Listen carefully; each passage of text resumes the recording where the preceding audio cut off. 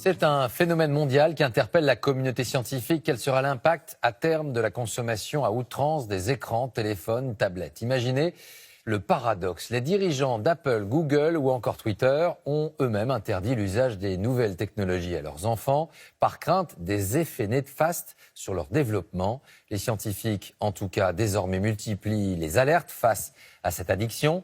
Illustration concrète ce soir avec cette expérience menée en Angleterre dans 4 familles. Grand format signé Loïc Delamornay et Anto Filippi. L'expérience a été menée dans 4 familles parfaitement banales des temps modernes, c'est-à-dire où des enfants ont les yeux rivés sur leur tablette. L'objectif est d'observer ce qui les poussera à quitter leur écran des yeux, alors qu'autour d'eux, la réalité change. Les parents sont complices de l'expérience. Début modeste avec changement des tableaux au mur, aucune réaction. Plus audacieux, la mère de famille est échangée avec une inconnue portant la même couleur de vêtements. Les enfants ne remarquent toujours rien. Comble de l'indifférence, de faux frères et sœurs, parfaits inconnus eux aussi, s'installent à table sans le moindre détournement de regard de ceux captivés par l'écran. Il faudra attendre la coupure d'Internet au moyen d'un brouilleur pour que les enfants découvrent que le monde réel autour d'eux a changé.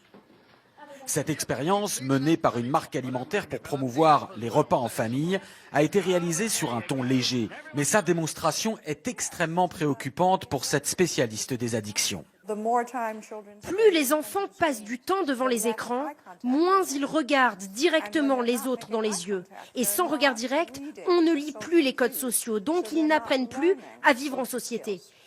Il y a donc des effets directs sur le cerveau et l'apprentissage, similaires à ce qu'on observe avec n'importe quelle substance addictive, y compris les drogues. Une vraie drogue, le mot est lancé. Au Royaume-Uni, une autre addictologue réputée est allée encore plus loin, déclarant récemment dans une conférence « Je dis toujours aux parents, quand vous donnez à votre enfant une tablette ou un smartphone, en réalité, c'est comme si vous lui donniez une bouteille de vin ou 1 gramme de cocaïne. » Ce psychiatre britannique, lui, a été l'un des premiers, il y a 10 ans, à considérer les jeux vidéo et les écrans comme une addiction grave, avec là encore des comportements similaires à la drogue, y compris lorsque les patients sont en manque.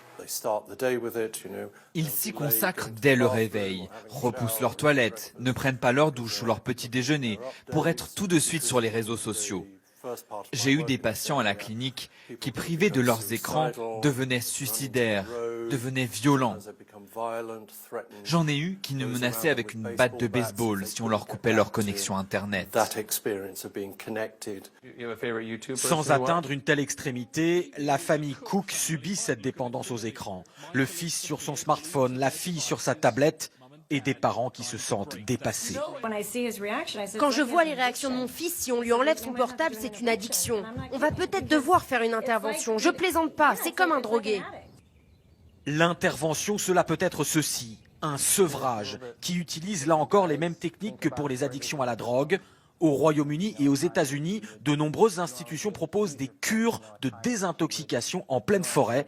Ce jeune homme est là depuis plusieurs semaines et semble littéralement renaître. Je commence enfin à me dire, va dehors, il y a un monde entier à voir et à explorer. Et quand tu ne fais que fixer ton écran, c'est vraiment malsain.